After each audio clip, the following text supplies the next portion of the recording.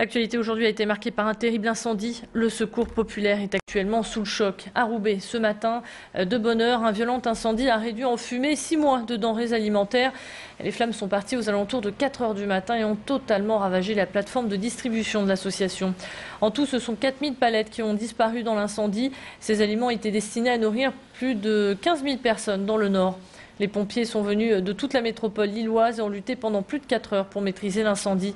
Même s'il est actuellement maîtrisé, il faudra tout de même toute la journée de demain aux soldats du feu pour sécuriser les 6000 m² de cet entrepôt. L'incendie, parti du boulevard de Metz, s'est rapidement propagé aux bâtiments voisins. Par sécurité, une centaine de personnes a dû être évacuées en urgence. Certains ont été transportés à l'hôpital pour des problèmes respiratoires dus aux fumées toxiques. Heureusement, le feu a été maîtrisé, il n'y a pas eu de blessés. Ces personnes sont actuellement logées à l'hôtel en attendant de pouvoir retrouver leur domicile. Néanmoins, une imprimerie, un garage automobile et un centre de formation ont été les proies des flammes.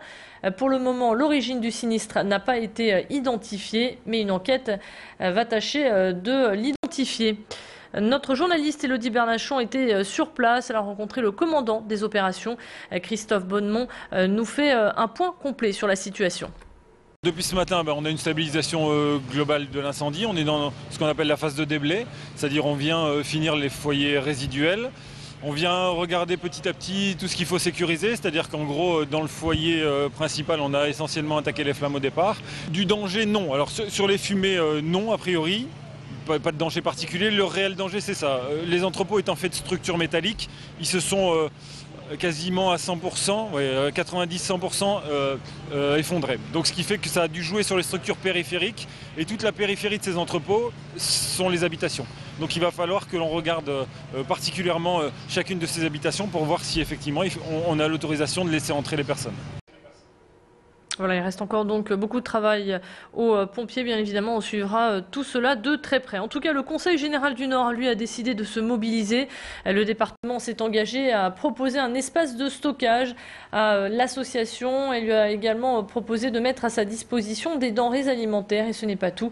Le Conseil général apportera également une aide financière à hauteur de 100 000 € pour soutenir le secours populaire. Des personnalités politiques ont fait le déplacement cet après-midi.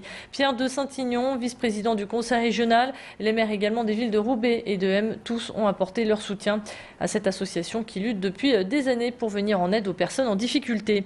Et ils n'étaient pas les seuls. Ce midi, Marie-Anne Monchamp, secrétaire d'État auprès du ministre de la cohésion sociale, s'est rendue sur place dans ce drame. Elle a indiqué que l'État allait lui aussi apporter une aide financière à l'association.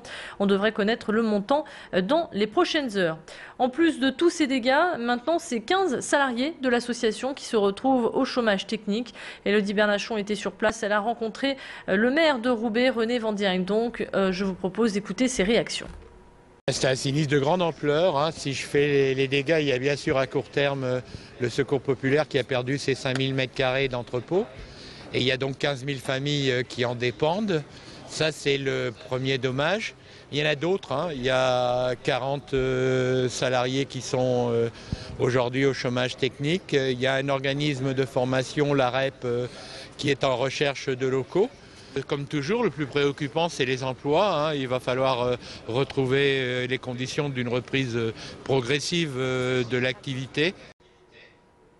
Malgré ce drame, l'association souhaite poursuivre son action de solidarité. Elle a besoin de vous pour se remettre sur les rails.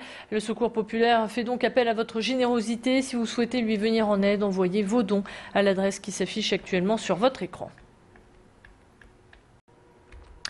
On vous parlait hier de l'augmentation au 1er janvier des tarifs de transport. Un simple billet vous coûtera 1,40 € au lieu d'1,30 €. Les abonnements hebdomadaires et mensuels, quant à eux, augmenteront également d'environ 4,8 %.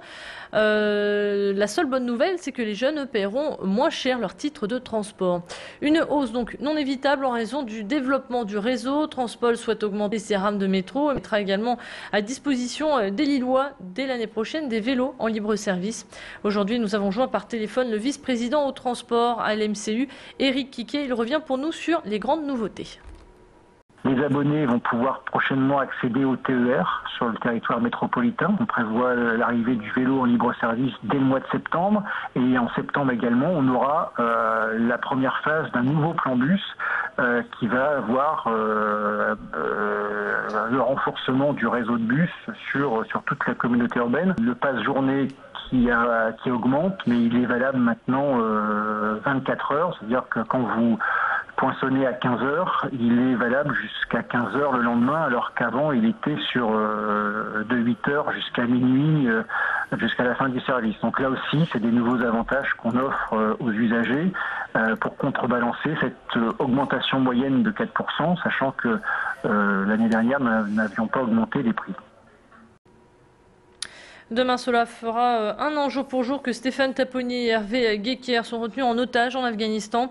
Pour cet anniversaire, les proches des otages sortent de leur silence alors que le gouvernement annonce une libération dans un futur proche. Les membres de la famille de Stéphane Taponnier critiquent l'attitude du gouvernement. Pour eux, même si l'État reste confiant quant à la suite des négociations, les déclarations se suivent sans réels effets. Ils sont donc fatigués d'entendre les mêmes discours et soulignent l'absence d'informations.